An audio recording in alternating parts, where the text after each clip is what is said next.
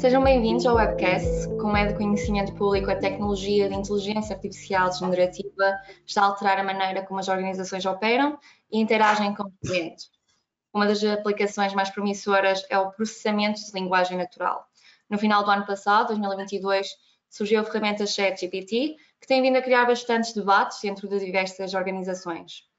Hoje pretendemos trazer informações relevantes ao tecido empresarial português relativamente aos potenciais problemas do uso de inteligência artificial e o modo como podemos mitigá-los. Aproveito para adiantar que o webcast vai durar aproximadamente 45 minutos, sendo que no final haverá um espaço para a colocação de questões.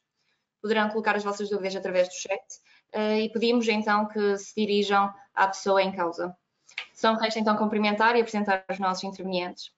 Bruno Martins é professor associado do Instituto Superior Técnico da Universidade de Lisboa, investigador do Laboratório de Tecnologias de Linguagem Humana do Instituto de Engenharia de Sistemas e Computadores, Investigação e Desenvolvimento, e membro da Unidade de Lisboa de Aprendizagem e Sistemas Inteligentes. Obrigada, Bruno. Guilherme Mateus, exato, é formado em Sistemas de Informação desde 2010. Com 13 anos de experiência na área de infraestruturas de tecnologia de informação, passou apenas por duas empresas, uma delas a Staples e a outra a FI Group Brasil, onde gera até o momento as equipas de sistemas network e helpdesk. E eu disse Guilherme Mateus, é Guilherme Matos, peço desculpa. Exato, sem problema. Iniciei então agora o debate, começando por pedir ao professor Bruno uma breve explicação sobre o funcionamento da tecnologia de processamento de linguagem natural. Ok, obrigado. Bom, enfim, em primeiro lugar, eu acho que gostaria de dizer que alguns dos avanços mais recentes que nós vemos em ferramentas como o ChatGPT, portanto, não apareceram do zero. Okay? Portanto, elas constroem décadas de evolução e de avanços na área do processamento de linguagem natural e outras. Okay? Portanto, há aqui contribuições que vêm da teoria da informação. Há aqui muitas contribuições para estas ferramentas que vêm de avanços em processamento de linguagem natural, alavancando diferentes famílias de estratégias e técnicas para abordar estes problemas. Okay? Em particular, métodos estatísticos e de aprendizagem automática que procuram descobrir padrões, okay, em dados. E mais recentemente, estas técnicas constroem avanços na área do deep learning e na aprendizagem automática com redes neuronais profundas. Okay? Portanto, aquilo que é, se calhar, a tecnologia de base, okay, aquilo em que alguns dos avanços mais recentes assentam como pilar fundamental, foi descrito, se calhar, num artigo de 2017 chamado Attention is All You Need, que fez uma proposta de uma arquitetura para uma rede neuronal profunda, muito adequada para modelar sequências de símbolos, sequências de palavras. Esses modelos, chamados os Transformers, pronto, as primeiras aplicações relacionaram-se com a área da tradução automática, okay? Mas muito rapidamente as pessoas perceberam o potencial de usar estes modelos para fazer modelação de informação textual de uma forma que pudesse generalizar a várias outras tarefas. Okay? Então, a primeira iteração daquilo que é hoje o ChatGPT, vá lá, chamamos assim, portanto, é um modelo, foi uma ideia a quem, portanto, deram este nome de Generative Pre-Training, e, portanto, isto alavancava nesta rede neuronal, o Transformer, em 2018, e então era treinada esta rede neuronal, esta arquitetura, numa tarefa de prever palavras em sequência, ou seja, com muita informação recolhida da web, documentos recolhidos da internet. Portanto, estes modelos eram treinados para, dada uma sequência de palavras, que constitui uma frase, prever as próximas palavras, não é, que são formas de completar essa sequência. Portanto, esse modelo conseguia produzir representações de texto muito boas, okay, adequadas depois a serem ajustadas à resolução de tarefas diferentes, e, portanto, foram feitos investimentos adicionais nesta ideia. Houve aqui muita evolução em termos da engenharia associada a estes modelos, a escala a que estes modelos operam e a escala dos dados com que são treinados. Então, progressivamente, tivemos várias iterações. Okay? Por volta de 2020, tínhamos uma coisa chamada GPT-3, que pronto, tinha uma escala impressionante, era treinado com mesmo muitos dados da internet. e funcionava muito bem nestes problemas relacionados com completar texto em linguagem natural. Este modelo tinha então uma escala tão grande que até a forma como se fazia depois a sua utilização era ligeiramente diferente. Okay? Em lugar de nós retreinarmos este modelo para outras tarefas, aquilo que se começou a fazer foi especificar as tarefas sobre a forma de uma descrição em língua natural, cuja resposta para a tarefa pudesse ser a continuação dessa descrição. As pessoas chamavam isso prompting. E, portanto, a ideia era especificar o nosso problema de uma forma a que a solução pudesse ser completar, não é? Portanto, uma frase em língua natural. Bom, GPT-3 era treinado só desta forma, com dados da web, o que colocava algumas limitações, nomeadamente, se pensarem, por exemplo, para uma pergunta, okay? Uma continuação possível pode ser a resposta correta a essa pergunta, mas quer dizer, outra continuação possível pode ser, enfim, a geração de uma outra pergunta semelhante. Okay? Portanto, estes modelos não eram adequados a responder a perguntas e a seguir instruções de uma forma semelhante àquilo que as pessoas fazem. Okay? E, portanto, por volta de 2022 surgiu então uma ideia um bocadinho diferente. Houve um paper inicial que se chamou Instruct GPT, que está na base daquilo que é o ChatGPT, serviço, enfim, usado hoje, que propunha uma coisa um bocadinho mais sofisticada. Portanto, havia ainda um treino inicial nesta tarefa de prever palavras em sequência, com dados da web, mas depois o resultado disso era adicionado com um conjunto de dados necessariamente mais pequeno, mas, enfim, ainda assim grande e representativo, e era então ajustado para a tarefa de, dado um input correspondente a uma pergunta ou uma descrição de uma tarefa, produzir aquilo que é a resposta a essa pergunta ou a solução para essa tarefa. De uma forma semelhante àquilo, enfim, que é a forma mais natural como um humano iria tentar interagir com um modelo com estas características. Portanto, isto é essencialmente o Instruct GPT e o Chat GPT. Portanto, é um sistema treinado com quantidades de dados massivas, mas em que, portanto, além de dados massivos recolhidos da internet, o sistema é também treinado por forma a gerar as respostas correspondentes às preferências de humanos, correspondentes às continuações ou às respostas que humanos também produziriam para descrições de tarefas ou perguntas em linguagem natural. Portanto, a tecnologia é essencialmente esta. Como disse inicialmente, esta tecnologia está a alterar a maneira como o tecido empresarial português opera e interage com os seus clientes. Que vantagens estão associadas ao uso do ChatGPT? Bom, isto é um modelo incrivelmente genérico, okay? Que tem esta capacidade de interagir com pessoas de uma forma muito natural, usando linguagem natural e a forma normal de nós comunicarmos, e que pode ser facilmente aplicada a vários tipos de problemas diferentes. E então as pessoas têm usado este modelo com muita imaginação na resolução de N tipos de tarefas diferentes. A qualidade dos resultados, enfim, nestas tarefas de produzir respostas plausíveis, não é muito boa. E então as pessoas têm usado isto com muita imaginação para, enfim, rever documentos, sumarizar documentos, responder a perguntas, e interagir através de perguntas e respostas, não é, com conteúdos correspondentes a outros documentos. Portanto, isto é um leque de aplicações mesmo muito vasto, okay? Que continua ainda a ser expandido. Portanto, com muita criatividade e imaginação, as pessoas estão a pensar em ainda outras utilizações possíveis para estes modelos. E, portanto, isto tem um leque de aplicações mesmo muito grande. E, de certa forma, as pessoas estão a começar a interagir com estes modelos automáticos como se fossem uma espécie de assistentes pessoais, okay, com os quais estabelecem diálogo e procuram, enfim, ajuda por parte destes modelos na resolução de problemas práticos, de diferentes tipos. Apesar das vantagens, a sua utilização traz também imensos riscos de segurança. Estou correta? Sim, portanto, estes modelos têm ou levantam, pronto, aqui uma série de questões também. Portanto, eles são incrivelmente poderosos, são ferramentas muito úteis. E, enfim, como ferramentas muito úteis, podem ser usados para fazer coisas muito positivas e também coisas negativas. Okay?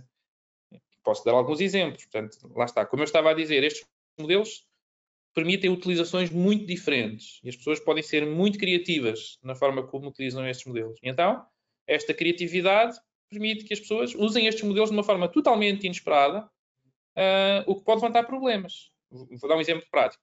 Portanto, estes modelos, como parte dos dados de treino, eles são instruídos por forma a evitarem gerar conteúdos que sejam potencialmente ofensivos ou racistas ou o que seja. Portanto, como parte das instruções que são dadas ao treino destes modelos, existem interações, okay, que simulam estes cenários, no qual o modelo é instruído para dizer não, eu não vou gerar conteúdo assim porque isso pode ser problemático, não vou gerar este tipo de resposta porque isso pode ser ofensivo, etc. Mas as pessoas com alguma imaginação, criativamente, pensam em formas de contornar essas guardas. Okay? Portanto, pedem, por exemplo, aos modelos para, enfim, não darem uma resposta racista, mas simularem um potencial pessoa que poderia ser racista e de uma forma intrincada iludem o modelo a responder de uma forma que está errada, que tem problemas e que, enfim, ele não foi desenhado para fazer isso, mas acaba por fazer, por exemplo. Outro exemplo também de um potencial problema, lá está, relaciona-se com a forma como estes modelos podem ser, usados para o mal, digamos assim. Portanto, eles são muito bons a gerar texto credível, a gerar texto que é semelhante àquilo que seria, por exemplo, o discurso de uma outra pessoa. E, portanto, com muita facilidade, eles podem ser usados para fazer ataques do estilo phishing, não é? Em que, enfim, se tenta dissimular e, através de uma forma dissimulada, solicitar informação sensível a outras pessoas, por exemplo. Portanto, torna-se mais fácil fazer esse tipo de ações, com efeitos potencialmente graves e perigosos através da utilização desta tecnologia. Bom, e depois também existem aqui algumas questões relacionadas com a partilha de dados e a exposição de dados sensíveis, não é? Portanto, a utilização destes modelos, enfim, começa a ser mais ou menos regulada, mas, enfim, também existem versões públicas destes modelos, nas quais as pessoas às vezes colocam os seus conteúdos e não é muito claro se os conteúdos que estão a colocar podem mais tarde ser reutilizados no treino destes modelos e com isso, enfim, pode ser exposta informação sensível. Portanto, há uma série de potenciais problemas associados também com a utilização destes modelos. Neste seguimento, obrigada, Bruno. Neste seguimento, pergunto-lhe, Guilherme, quais são as principais estratégias que as empresas podem implementar para garantir a melhor prática desta ferramenta e salvaguardar, então, a segurança dos dados que Bruno falava também. Sim, como o professor Bruno falou, eu acredito que hoje as empresas, de maneira geral, não têm devidamente preparado os funcionários para usar a inteligência artificial em si, né? Isso eu falo também por ter falado com alguns colegas na área de segurança, da área de infraestrutura, porque, como o professor falou, a inteligência artificial não criou agora, né? Não veio de 1 ano para cá, 2 anos para cá. Isso já existe há muito tempo, né? E não são só os funcionários que eu acredito que talvez tenham essa dificuldade para trabalhar com a inteligência artificial. Não dificuldade no sentido de você interagir com ela, né? Porque é muito, muito simples, mas as empresas não sabem como lidar com o tema também. Como veio uma onda de informações, uma onda de ferramentas a respeito de inteligência artificial. Como eu falei, não é só o ChatGPT, o professor também. São diversas ferramentas hoje em dia para facilitar criação de documentos, tradução de documentos, enfim, criação de e-mails. São várias coisas, né? As pessoas em si, não só elas quem tem que se preocupar no que elas estão partilhando, e sim as empresas. E acredito que colocando empresas aí relacionam à área de tecnologia e segurança, devem investir tempo e recurso para esse tema, né? E quando a gente fala tempo e recurso, são treinamentos, palestras, uma cultura de conscientização interna, né, a respeito do assunto, porque hoje, como o professor falou, há ferramentas que estão dentro do regulamento, mas a internet está aí, tem todo e qualquer tipo de ferramenta que não está nem um pouco se importando com o Regulamento Geral de Proteção de Dados, né? E hoje que é uma das coisas onde nós, FI Group, se preocupamos assim de uma forma gigante, porque tratamos muito com documentos de clientes, documentos que são confidenciais, e muitas vezes o que pode acontecer é a pessoa falar, eu vou pegar só esse documento aqui, vou acabar inserindo ali na ferramenta para me gerar um resumo, para enviar um e-mail e tudo mais, e acabam colocando informações ali que são confidenciais. E é como o professor falou, a gente não sabe o que está ali por trás ou como que a ferramenta vai usar essa informação depois, né? Se de alguma forma ela vai ser extraída e passada para alguma outra interação, né, com algum outro cliente. Então, eu acho que hoje seria criar, o ponto maior seria criar um ambiente controlado, que é o ponto de maior dificuldade, né? Que as empresas e a área de segurança em si têm, e manter, de certa forma, um monitoramento a respeito disso dentro dos funcionários, né? Não digo um controle total, porque hoje muitas empresas têm assumido a posição de, não, vamos bloquear tudo e ninguém vai ter mais acesso porque a ferramenta não é boa. Não é isso. A ferramenta é muito boa, sabendo usar ela é extremamente boa, né? Não só o ChatGPT, como outros. Como anteriormente referido e como também já referiu, a utilização da inteligência artificial está a crescer gradualmente nas diversas organizações. Também já estava a falar um bocadinho, Guilherme, sobre a cibersegurança e pergunto-lhe qual é que é o impacto, lá está, que pode causar na cibersegurança das empresas. Sim. Hoje eu acho que esse é o maior ponto de dor de cabeça aí da área de segurança em si dentro das empresas, né? Controlar esse upload de informações dentro das ferramentas. Simplesmente um documento converter de um Word para um PDF, você está fazendo esse upload, mas você conhece a ferramenta. São coisas muito simples que às vezes a conscientização das pessoas na hora de fazer não tem essa conscientização, né? Essa cultura. E isso talvez a pessoa não entenda que possa ser ruim, que possa ser prejudicial, ou que veja isso como um vazamento de dados, né?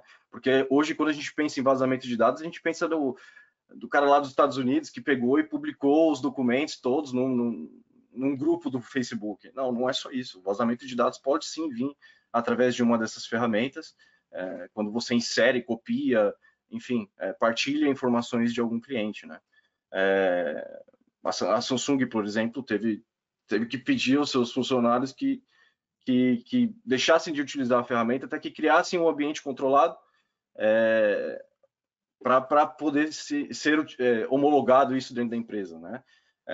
O difícil é criar um ambiente controlado, né? Não sei a sensação ou qual a ideia de que eles têm disso. Claro que tem empresas que têm as suas próprias inteligências artificiais. Nós mesmos trabalhamos com algumas ferramentas que têm essa ideia, mas utilizar o ChatGPT assim como uma ferramenta dentro da empresa pode ser sim uma abertura para vários pontos de falhas de segurança, né? Agradeço novamente a ambos por terem aceito o nosso convite. Antes de iniciar a última parte do webcast, informo que dispomos apenas 10 minutos para responder a questões. Já temos aqui algumas. Todas aquelas que não forem respondidas agora serão posteriormente respondidas através do e-mail que nos forneceram, portanto podem mesmo assim enviar algumas questões. Portanto, temos aqui uma dirigida para o professor Bruno, da Raquel Gomes, que pergunta como é que as empresas podem treinar e personalizar o ChatGPT para proporcionar uma experiência de atendimento ao cliente mais personalizada e mais eficiente. Ok. Bom, eu diria que não há uma única só resposta possível. Dependendo da empresa, dependendo daquilo que é o tamanho da empresa, os recursos internos que a empresa pode ter, pode haver soluções diferentes. Uma solução pode passar mesmo pela criação de ferramentas, portanto, internas, que utilizem este tipo de tecnologia, a mesma tecnologia que suporta o ChatGPT, mas pronto, uma ferramenta interna à empresa. E, embora ainda exista alguma diferença entre aquilo que é a capacidade e a qualidade dos resultados produzidos pelas ferramentas comerciais e pelas APIs comerciais, como que a comunidade open source e aquilo que são outros tipos de soluções está muito próximo. Okay? De maneira que desenvolver projetos internos em que as empresas desenvolvam as suas ferramentas que utilizam este tipo de tecnologias não é descabido dependendo daquilo que for o investimento que a empresa está disposta a fazer. Depois, estas grandes empresas que vendem este tipo de APIs e de serviços, como a OpenAI e o ChatGPT ou outras concorrentes, elas oferecem efetivamente essa possibilidade. Portanto, é possível contratar serviços que, por um lado, permitem fazer o treino destes modelos e o ajuste para, enfim, os dados específicos e as características específicas dos problemas das empresas, e, por outro lado, dão algumas garantias também, pronto, em termos de compliance com o que seja a legislação de um país ou a legislação europeia. Okay? Por exemplo, existe uma parceria entre a OpenAI e a Microsoft e muitos clientes na Europa, por exemplo, estão a adquirir esse tipo de serviço através de parcerias com a Microsoft, com uma série de garantias, nomeadamente a localização dos servidores é na Europa e por aí vai. E depois, o que as empresas precisam é de planear muito bem esses projetos, porque lá está, estas coisas existem APIs, existe a possibilidade de o fazer, mas é preciso dados, é preciso conhecer muito bem o problema que se quer resolver, é preciso planear esforços relacionados com a avaliação dos resultados obtidos, se efetivamente esses modelos ajustados ao domínio da empresa são melhores ou não. Portanto, estamos a falar de coisas que são possíveis, mas que correspondem, se calhar, a projetos internos dentro das empresas de maior ou menor complexidade que, enfim, ainda que não envolvam, se calhar, desenvolvimento específico, envolvem com certeza planear, recolher os dados, pensar em que tipo de dados seriam usados para afinar estes modelos e as ferramentas e em como é que se avaliariam os resultados finais. Portanto, Obrigada. Não é totalmente trivial e ainda corresponde a um esforço grande. Também aqui António Maris coloca uma questão para Guilherme, que é quais são os desafios mais comuns enfrentados pelas empresas a implementar o chat? Monitorização, eu acredito que seja um dos pontos de dificuldade quando a gente trabalha assim, por exemplo, em empresas muito grandes, né? Nós, por exemplo, estamos espalhados aí pelo mundo, a FI Group.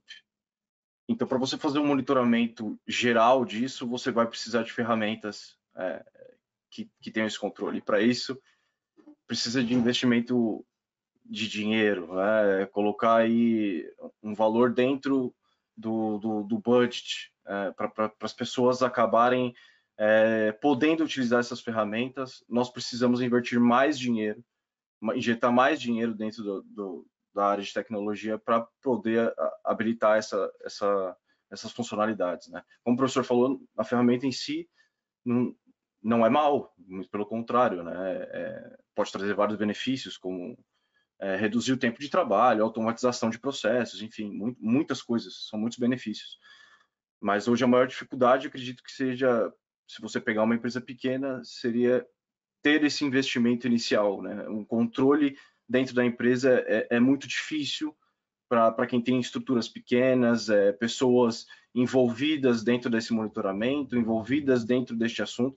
Eu acredito que futuramente as empresas vão ter de criar departamentos específicos para esse tipo de coisa, porque hoje em dia é um pouquinho ali, um pouquinho aqui, então acaba se dividindo entre áreas, e eu acredito que no futuro próximo, bem próximo, terão de ter áreas específicas apenas para esse tipo de assunto, né? Obrigada, Guilherme. Ricardo Teves pergunta também, novamente a ti, Guilherme, para além das questões de segurança, quais são as considerações éticas que as empresas devem ter ao implementar o chat? Eu acho que, além da cultura interna, né, que eu falei sobre conscientização e tal, tudo mais, a pessoa, nesses treinamentos, deve entender que esses dados não é um dado pessoal, né? Quando a gente está trabalhando a nível de corporativo, né, falando em nível de empresa, são dados privados, são dados nossos, nossos, como eu digo, empresa, né? Ou até mesmo de clientes. E quando a gente trata documentos que não são nossos, a gente não pode simplesmente sair publicando em qualquer lugar onde a gente acha que pode, né? Eu acho que esse site aqui deve ser confiável, então eu vou aqui inserir aqui essas informações e já está. Não, eu acredito que questões éticas dentro desses treinamentos devem ser colocadas, sim, porque hoje em dia tá muito fácil você vazar dados, né? Há diversas empresas que têm sofrido grandes, como posso dizer, processos milionários, podemos dizer assim, por vazamento de dados, e muitas das vezes são através de ferramentas assim de inteligência artificial. Obrigada. Por fim, tenho aqui uma questão de Bruno Tomás para o professor Bruno. que diz: o chat neste momento fornece informações até ao final de 2021. É previsto que seja atualizado para ter acesso a toda a informação na internet, ou teremos de recorrer a outras ferramentas? Bom, nós estamos a assistir assim a uma evolução mesmo muito rápida destas coisas, e se é verdade que estes modelos são relativamente estáticos, ou seja, eles são treinados com grandes quantidades de dados da web até um determinado momento, e depois são refinados, lá está, para seguir instruções de humanos. Todo este processo é lento, não é? Portanto, são modelos muito grandes e, portanto, não se prevê que os modelos em si sejam atualizados com uma frequência necessária, não é? Para cobrir, pronto, eventos recentes e coisas que surjam. Mas uma ideia recente que tem vindo a ser explorada passa com a integração destes modelos junto com outros tipos de ferramentas, nomeadamente motores de busca mais convencionais. Portanto, hoje em dia já existe a tecnologia que faz com que estes modelos, ao receberem um determinado input, procurem fazer pesquisas sobre documentos recentes relacionados com esse input e depois condicionem a geração da resposta não só no input que foi fornecido, como também nessa informação recuperada da internet ou de uma base de dados mais recente. Okay? Portanto, há um misto de, por um lado, é necessário sim fazer estes modelos mais eficientes, por forma a que o treino possa ser mais rápido e esse problema seja menos evidente, mas por outro lado, existem estratégias e formas de tentar contornar essas limitações, fazendo com que nestes modelos a geração, enfim, das respostas considere informação mais recente, okay, acedida através de outras maneiras. Muito obrigada, Bruno e Guilherme. Novamente agradeço por terem se disponibilizado para estar aqui connosco hoje. Dou por encerrada esta sessão. Muito obrigada a todos os presentes. Esperamos que estes contributos tenham ajudado para ter uma melhor compreensão de uso de chatbots nas empresas. Obrigada e bom fim de semana a todos. Obrigado.